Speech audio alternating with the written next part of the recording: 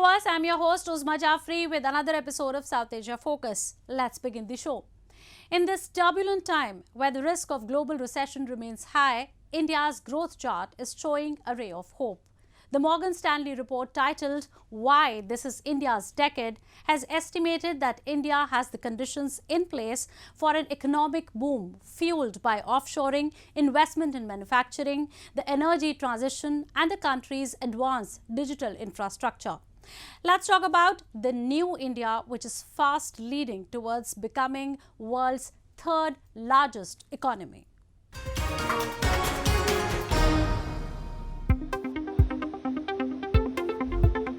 India's Tata Advanced Systems Limited, in collaboration with Airbus, will manufacture C-295 military transport planes under the Make in India initiative.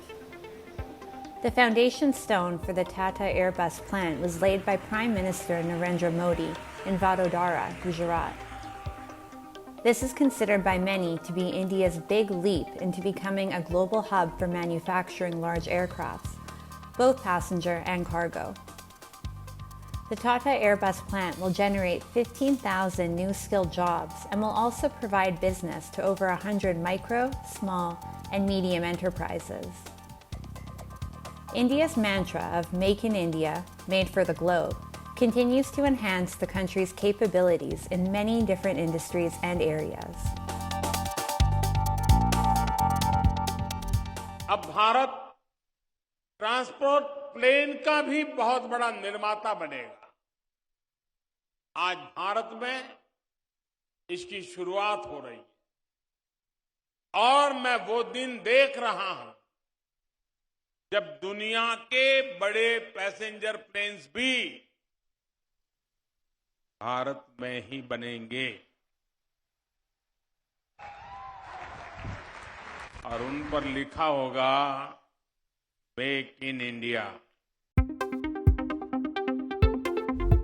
The world is looking towards India's robust market, which is fast recovering from the COVID-19 pandemic. Be it relaxing foreign direct investment norms across several sectors, or launching the production-linked incentive scheme aiming to make Indian manufacturers globally competitive, the Indian government has been the driving force behind India's economic recovery. Recently, India's economy overtook the United Kingdom's in terms of nominal GDP, making it the fifth largest in the world. The Morgan Stanley Why This is India's Decade report further predicts that India will become the world's third largest economy and stock market before the end of the decade. Yes, it is possible, and it's important to fully unlock this entrepreneurial potential in the economy and link firms to markets, to new ways of doing business and to technologies, and it's that's the way to get there. How will India reshape its future growth? As per the Morgan Stanley report, India's per capita annual income is set to rise from $2,278 USD to $5,242 USD in 2031, setting the stage for a discretionary spending boom. The report also estimates that global spending on outsourcing could rise from 180 billion USD per year to around 500 billion USD by 2030, which will have significant effects on both commercial and residential real estate demand. The report praised India's Aadhaar system, the foundational ID for all Indians, designed to facilitate high-volume financial transactions at low cost with small-value transactions. Further, the report estimates that India's manufacturing share of its GDP will rise from 21.6% to 41% by 2031, implying an incremental 1 trillion USD manufacturing opportunity. India's global export market share is also expected to almost double from 2.3% to 4.5% by 2031, providing an incremental 1.2 trillion USD export opportunity. India's services exports will almost triple to 527 billion USD from 178 billion USD in 2021 over the next decade. From e-commerce to internet penetration, passenger vehicle sales to residential property, the new India will shape the new world order in the next coming decade. Moving on.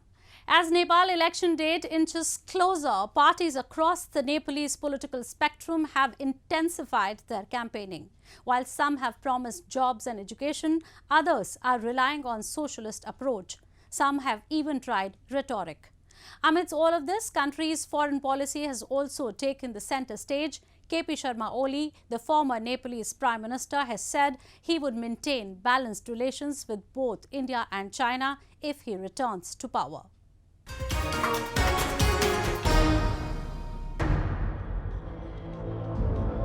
As Nepal general elections inches closer, all parties have stepped up their campaign. Amidst this, Nepal's main communist opposition party has said it will balance the Himalayan nation's ties with neighbors China and India for mutual benefit if it is returned to power in a general election this month. Both Asian giants have been locked in a high-stakes battle for influence in Nepal, sandwiched between two countries longing for a friendly government in Kathmandu. India, Nepal's biggest trade and economic partner, sees it as a natural ally and has invested billions of dollars in its infrastructure. Beijing has also made inroads lately and signed projects under its Belt and Road Initiative. They are big powers. Our policy of neutrality and non-aligned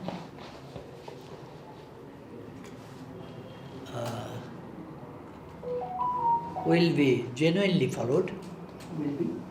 Genuinely followed and implemented. We will be reliable friends.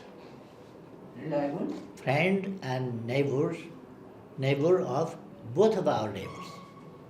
Our foreign policy will be based on mutual benefit, mutual respect.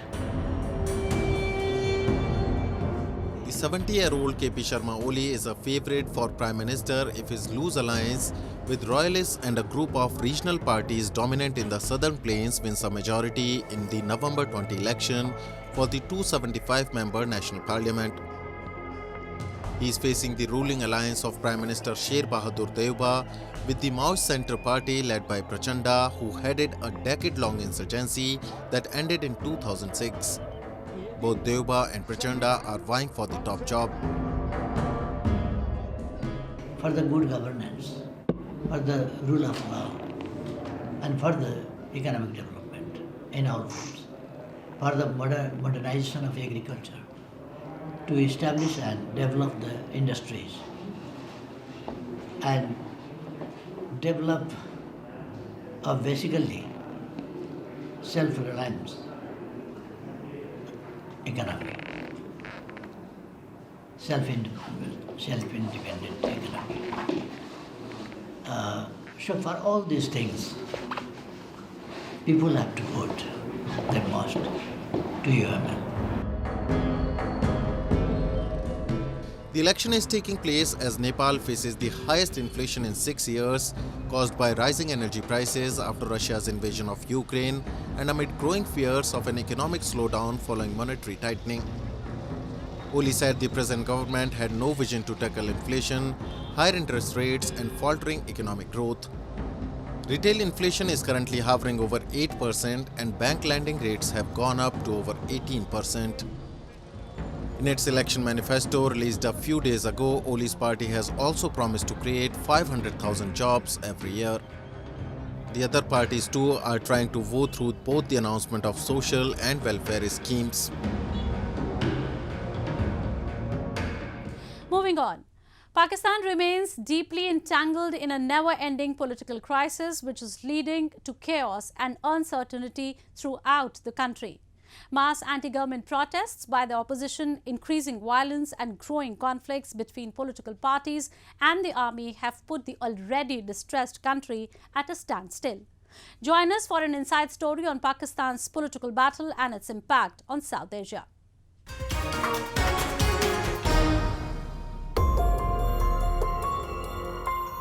On October 27, an unprecedented press conference was held by the ISI chief to clarify the Pakistan Army's position regarding former Prime Minister Imran Khan's politics and to deny Army Chief Qamar Javed Bajwa's involvement in removing the popular former Pakistan cricket legend from the top job.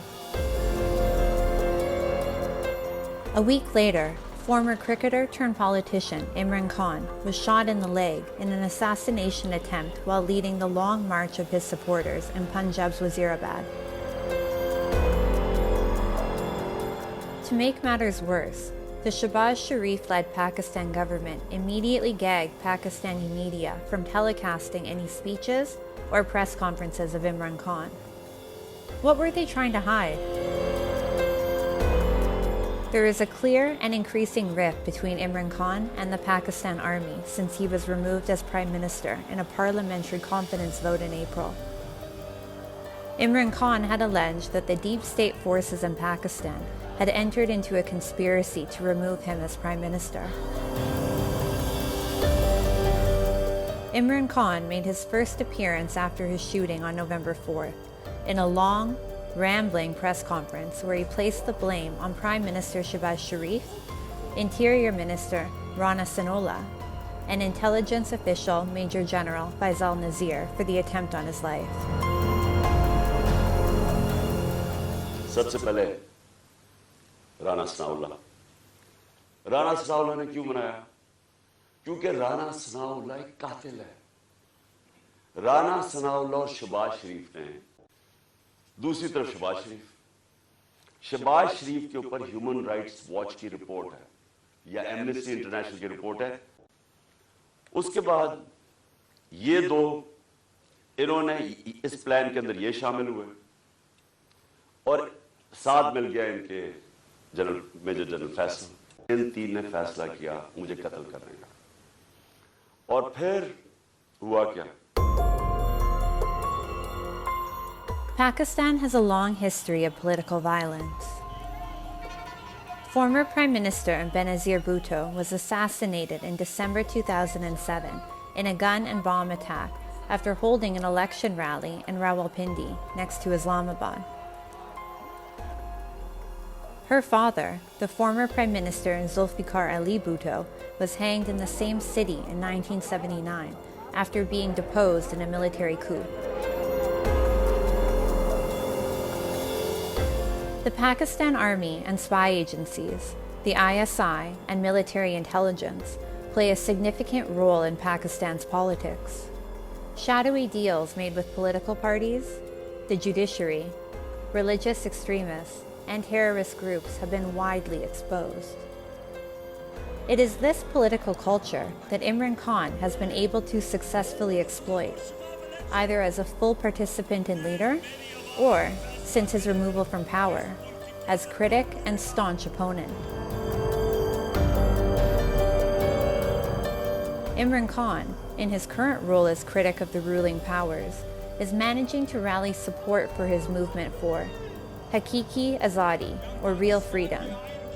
Khan's aim, and the reason for this long march in Wazirabad, was to disrupt the status quo, force an early election and return to power, and to compel the army and the ISI to be supportive of his ambitions. There is a view in Pakistan that Imran Khan rode to power at the back of the support from the army. So he's actually not happy that the army has kind of left him. There are many reasons why he had to go, but one of the prime reasons that he is advancing is because the neutrals, he calls the army neutrals, the neutrals have started backing someone else. And he also brings in the foreign conspiracy case. Political volatility in Pakistan causes severe damage to the country's growth, especially to its struggling citizens, who are already coping with high inflation and economic volatility. This instability and volatility in Pakistan is destabilizing for South Asia, and especially for its relations with neighboring India. In the absence of any diplomatic engagement, the rather fragile relations between India and Pakistan are being kept up only by means of an unwritten ceasefire that began in 2003 and was salvaged from near breakdown last year only. India will continue to remain vigilant and closely monitor Pakistan's fragile political climate so it can best protect itself and its citizens. Time now for Asia This Week, the stories from across the continent.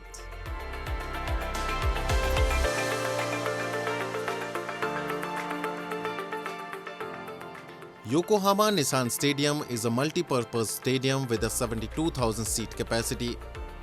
Not only sports but also music concerts and other events are also organized in this stadium. Since the Edo shogunate reigned, Yokohama has served as a gateway to the Western world. The city has a long history of sports. 日本で最大の大きなスタジアムでもありますし、いろいろな大きな大会の決勝戦にもなっていますので、すごく嬉しいです。It was the Edo period in 1866 when samurais walked the streets with swords in their hands. The rugby club was also established, with the first Japanese soccer game being held in 1888. After the construction of the Yokohama International Stadium in 1998, sports in the Japanese city received a further push. Later, the FIFA World Cup, the Rugby World Cup, and the Tokyo Olympic Games were held there in 2002, 2019, and 2020 respectively. こちらが選手が使うロッカールームになっております。今日はですね、特別に2002年のサッカーワールドカップ当時決勝戦出場されたブラジル代表チームのロッカーを再現しております。選手が使う個々のロッカーの背中にですね、使った選手のサインを残していただいております。当時のまま保管をしているというロッカーです。 To hold big world sporting events, its lawn is kept in top condition. Its shock-absorbing function helps to keep athletes safe, and its well-groomed flat surfaces ensure exciting play. 3 big world sports events are preserved as delightful and exciting memories of Yokohama citizens. The stadium, a well-known Yokohama attraction, engraves a delightful sports history. It is visited not just by Japanese citizens but foreigners as well.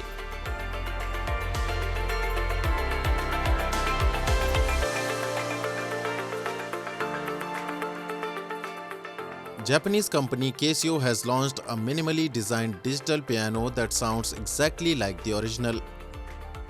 The PX S7000 is designed to provide a rich musical experience to its users. The PX S7000 is launched to meet the needs of modern musicians who wish to innovate their music. Casio investigated market trends and the needs of piano users to come up with this product. The stylish design brought a new image to this piano. Casio's designer researched word adaptability. このデザインコンセプトは日々の生活と調和するピアノというふうに設定しています。ミニマルで、圧迫感を感じさせないデザインというものがあります。今までピアノを弾くスキルがあったんだけれども、現在は弾いていないようなユーザーに着目して、そういう人たちに受け入れてもらえるようなピアノ、現代の直線基調が多いインテリアに合わせて家具調の4本足のスタンドなどを活用して、視界を遮らずに人に圧迫感を感じさせない、そんなデザインに仕上げるようにしています。よりユーザーが自由に自分の生活に合った場所に置けるように、この前から見ても後ろから見ても横から見ても美しい、そんなデザインにすることで、ピアノっていうものを壁際が開放してユーザーが自由に使えるように、そういうふうにデザインしています。Casio is a sophisticated global company. The Casio designer researched global furniture design, particularly in the United Kingdom, to determine its suitability for global households. The new digital piano, the PX S7000, is a revolution in the history of global piano players.